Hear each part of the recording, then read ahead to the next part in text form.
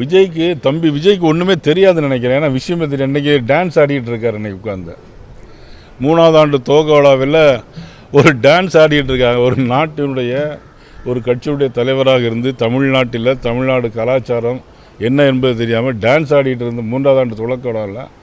ஏன்னா டான்ஸ் ஆடிட்டு இருந்தால் டான்ஸ் ஆடிக்கிட்டே இருக்க வேண்டியதுதான்.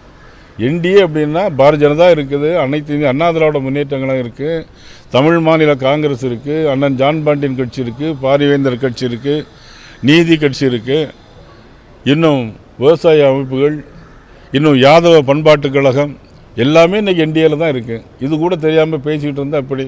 தமிழ்நாட்டுடைய வளர்ச்சியை படுகொலையில் தள்ளக்கூடிய முயற்சியில் பாஜகவும் அதிமுகவும் நினைக்கிறேன்னு சொல்லி முதல்வர் தொண்டர்களுக்கு மடலில் தெரிவித்தார்.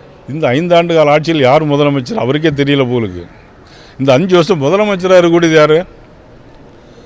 இந்த 5 வருஷம் மதிப்புக்குரிய ஸ்டாலின் அவர்கள் தான் முதலமைச்சர். நாங்கள் படுகொலையை எப்படி தள்ள முடியும்? இவர் தானே முதலமைச்சர். சட்டம் ஒழுங்கு இவர் கையில் இருக்குது. ஆனால் கஞ்சா விற்பனை கிராமத்துக்கு கிராமம் நடந்துக்கிட்டு இருக்கு.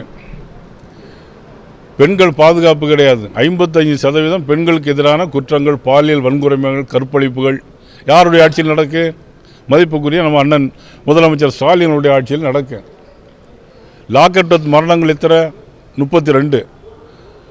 இங்கே நம்ம ஊரில் ஒரு சாத்தாங்குளத்தில் நடந்த ஒரு லாக்அப் டெத் மரணத்திற்கு எவ்வளோ கொய்யோன்னு குதிச்சாங்க. இன்றைக்கி 32 லாக்அப் டெத் மரணங்கள்.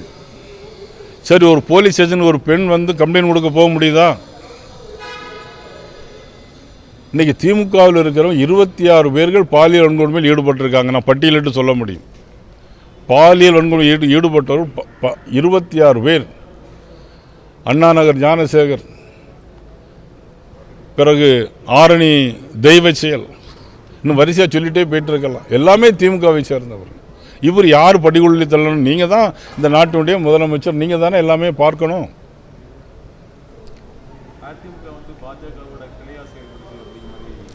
1999 இவங்க பாரதிய ஜனதா கூட கூட்டணி வச்சுருந்தாங்க. அப்போ திமுக அதனுடைய கிளையாக செயல்பட்டு தான்